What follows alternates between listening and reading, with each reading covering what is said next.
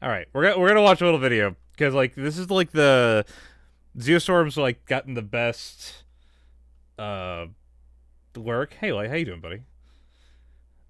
Ziostorm's got like the best lurk, not lurk, frick. He's got the best collection of information I have on what we know of Elden Ring so far.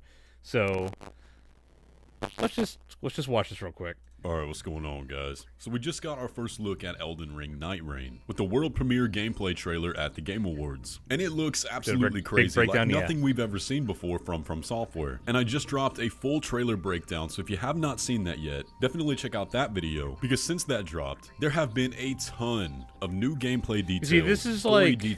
This is what the effects of the circle look like, which is not supposed to be a battle royale. This game, he'll say it later on, but it's not PvP at all. There is no PvP aspect, it is only co-op. And background about exactly what this game is, as well as testimonials from people that actually got to play it. So we have a metric ton to get through today. But before we dive in fully, they just announced that a network test will be being held early for Elden Ring Nightreign, where you can play the game yourself. This will take place sometime in February, with registration opening on January 10th. So set some reminders on your phone, do not forget about this, you will absolutely want to get your chance to play this game early. But as we get into all this today, y'all do me a favor and hit that subscribe button, because I'm going to be keeping you up to date on absolutely everything about Elden Ring Nightreign, and you're not going to want to miss a video. So let's get started.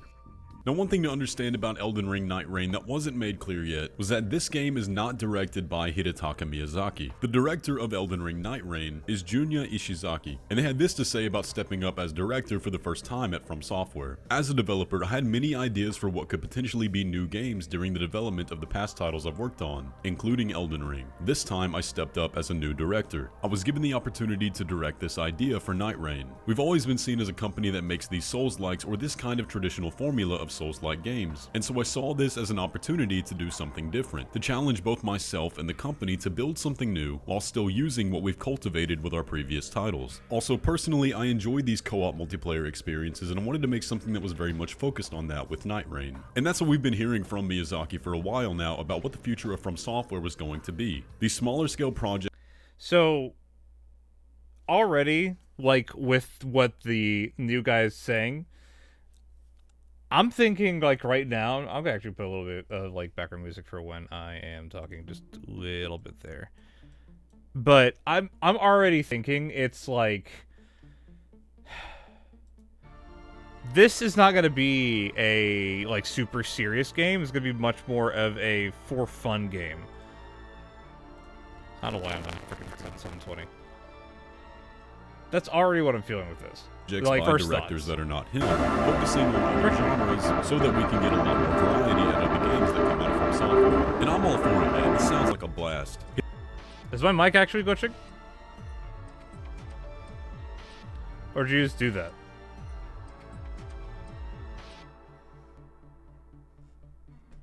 It then goes on to state that the only involvement Miyazaki had was giving the idea the green light and the very initial concept of what it was going to be, but then full reign was given to Ishizaki. We then get a bit of story details, and after that trailer, we're gonna need them. We need an explanation for what we saw. IGN asked if the lore was going to tie into Elden Ring or if it was completely standalone or an alternate universe. And the answer was, we'd like fans to think of Nightreign as an Elden Ring spin-off first and foremost. The story is completely separate and parallel to the world of Elden Rings. If you had to tie it in some way, we had the events of the Shattering in the original game. After the events of the Shattering, this is a completely separate branch of the Elden Ring story. We understand that there's a great deal of emotional attachment to the story of Elden Ring that a lot of fans have, so we didn't want to encroach on that too much. We wanted it to coexist with the existing story, and for players both familiar and new to enjoy both these stories separately, and George R.R. Martin has no involvement. So if I'm reading that correctly, it kind of sounds like an alternate timeline. While not directly canon to the main game, there are going to be overlaps in the lore, because we do know that at least some of the demigods are alive in this game, like Morgott for example. But all I'm saying is, I want Dark Souls 3 to be canon in the Elden Ring world. Just let that happen, please. But he does go into detail a bit about that overlap, saying Resident Evil Reverse vibes, just a mashup to keep us happy. Maybe, but like there's a lot of I don't know if he's actually like shows like the gameplay from the trailer in here, but there's a lot of things that are like very interesting about like what's happening in the trailer, like in the gameplay here. And yes, the enemies during the day are basically the enemies from Elden Ring. The bosses from Elden Ring also appear, but not all of them. In particular, the demigods are strongly connected to the story of Elden Ring, so I'll keep it a secret from here on out. That doesn't mean they won't appear at all. Also, enemies from the Dark Souls series will appear, but only a little. In terms of the setting, they are drawn from another world due to the influence of the King of Night, the original villain. In Elden Ring Nightreign, we value the sense of chaos that various things attack at night. In that sense, I thought it would be interesting to have enemies from another world appear, so I got permission from Miyazaki and Tanimura, the director of Dark Souls 2, and decided to have them appear. Okay. Yeah, like, this game is not canon whatsoever. I don't know if you misunderstood that, but it's not canon to Elden Ring. It's not canon to Dark Souls. It is a what-if scenario, much more akin to, like, if you made, like, how they made Smash Brothers back in the day. Like, that's what I'm saying. I think it's like, I don't think we should look at this game as, like, a serious Souls-like game. Because it's not a serious Souls-like game. This game is not canon to Elden Ring, not canon to Dark Souls. This game is its own little standalone, fun game to play with friends. And if the game director really believes, like, is really, like, says, not believes, is really saying the truth and saying that he loves games where he gets to play with his friends and co-op with his friends, honestly, that gives me a little bit more hope for it, because he wants to make a fun game to play with his buddies and to play together. So, yeah, like, that's what I'm saying, is what makes it better. Like, you can't think of it as an Elden Ring game. This is not a Souls game. Okay, so it's pretty obvious that this isn't intended to be canon, but we're chalking it up to things from another world are crossing over. Kind of a cop-out, but for gameplay's sake, we can accept it. And we have a ton of gameplay details to talk about, so let's get into that. Let me break this down pretty simply so you can get the picture. Elden Ring Nightreign is a 3-player co-op survival game, although it can be played solo, where you choose a hero, load into a selected area that will then be randomly generated, where you have to survive for 3 days. And you have a Fortnite-style storm closing in during that time, while you explore, find loot, level up, and if you survive for 3 days, you get to fight the final boss at the end. It kind of reminds me of extraction shooters without the battle royale aspect, which is something that Miyazaki said they were looking at for inspiration, so I guess he wasn't lying. But a few game journal outlets got the chance to go to Tokyo and get hands-on with the game, and they have a lot to share. So here's how the game plays out. In between sessions, you return to the Roundtable Hold, where you can practice your attack combos in the training yard, study up on enemy strategies and character lore in the Codex, or spend the currency you earn from each run, known as Mert, to buy character emotes and customizable skins from the merchant. It's in the Roundtable Hold that you can also configure each character's relics. These are permanent attribute buffs that are unlocked after each session, and you can slot 3 of them into each character to further tailor them to your playstyle. One relic might boost a character's maximum HP and allow them to deal extra damage with throwing knives, for example, while another might substantially boost attacks from heavy thrusting swords, which is handy if you favor the Godskin Stitcher or the Bloody Hellas. Long-term From Software fans will recognize these relics as being reminiscent of Bloodborne's blood gems. Okay, so this is much more gamified than a traditional From Software game. So it does sound almost exactly like a live service extraction, but they did say this is not live service at all. Everything will be unlockable in-game, so don't worry about that. But to start a session, you will select the boss you want to beat at the end. That will then put you into a randomly generated part of the map where you will have the day to explore, find loot, level up, and once that day is over, you will have to fight a randomized boss. The night will be much harsher during the day and impose penalties on the player, such as needing to be revived upon death. Yeah, like, it is definitely, like, gonna be a mashup of, like, all of the games. And, like, strictly speaking, it sounds like it sounds like it might be fun. I don't know. I'll have to, like, actually get into the game to play it, but it could be fun. It could be fun. But instead of immediately respawning like you would during the day. Each day lasts about 15 minutes, and in order to find loot, you'll defeat powerful enemies or explore to find chests. They compared the looting system specifically to Destiny, but you won't have to worry about requirements for weapons or equip load, and they also said the level up system is very streamlined. Man, this does sound a lot like original Fortnite. Let me pull a gold Zweihander out of a chest real quick, crank some 90s on Margit, and then hit him with a Renegade or something. I'm here for it. But as the days progress, the enemies get harder, more bosses bosses appear, but you also get more XP and loot. And again, if you've played extraction games, you can kind of see how this goes. The loop seems to be the same, but it appears that instead of extracting, your actual goal is to defeat that final boss. But here's my one main concern about these types of games. A lot of times they run into the problem of not really having an end game. You're always preparing for the next run, but there's nothing really to do outside of that loop. So I hope this doesn't run into that same issue, but maybe with the network test we'll be able to see what the end game kind of looks like. We get a few details on the Spirit Hawk too. Instead of being like Torrent that you can take combat anywhere. and like some of these like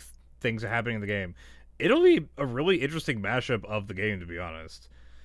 Like the game looks to be a lot faster and a lot more stylized, but I'm not sure. I want to see how FromSoft pulls that off. And having like a co-op, I say roguelike-ish survival in a Souls-like game, it's interesting to say the least. And I want to see how it's done. I definitely want to see how it's done.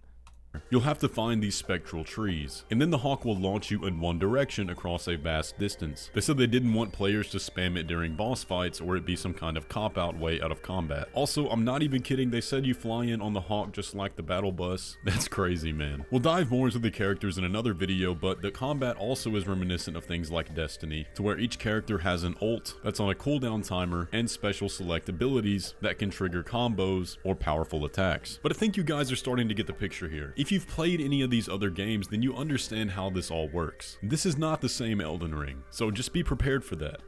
So those are a lot of the new details about Elden Ring Nightreign. By now you probably have a full picture of what we're getting into with this game. I did leave out a lot of the fine details for time's sake, but again, if you've played almost any other game that came out in the past 5 years or so, you'll know exactly how it all works. We'll probably dive big into all the different characters in the next video, so be on the lookout for that. But yeah, okay, this is Ziostorm. I'll freaking drop a link for him in a second here. But, let me get that off the screen here. But yeah, that's Ziostorm. Oh man, let me drop this link real quick. For that. But, I think it could be a very interesting, like, I think of it just like Smash Brothers, honestly. How Smash Brothers was just a fun game mashup of all the your favorite characters and like enemies in other games. That's in my mind how this game might just go. But I don't know, like we'll just have to see. We gotta wait and see. Ugh. Yeah, I'm down. Yeah. It could be. So let's not cook all of the. Let's not fry From Software on the freaking platter yet, because we have seen so little like content behind it, and like who knows? Maybe a fast-paced co-op survival game could be interesting. We just gotta try it out. Bigger picture could be a test. Yeah, end game like. They still have a long time to cook this game. They just said 2025 for the game release. So, like, we don't know when in 2025. I would hope by the end of 2025. It looks like it probably still needs some time to cook and some time for endgame. So future games will be better co-op. So future games will be better co-op in the games. Yeah, exactly. Like, that's another thing in my mind. I was like, I will let From Software test games like this. If that means we get a cool experience later on in more serious titles. This title is going to be a more fun title, more fun-based title, and we can have like serious titles later on that'll be like really interesting. They have noted and tested it, yeah. Yeah, exactly. So let From Software try new things. They gotta bounce outside of their wheelhouse sometimes. Just like throw things to see if they stick. Throw things to the wall, see if they stick. And we'll see how it goes. Monster Hunter did it many other times and have done it. Yeah, exactly. Honestly, funny enough, a lot of people think that Dragon's Dogma 2 was a was a tech demo for Monster Hunter, but I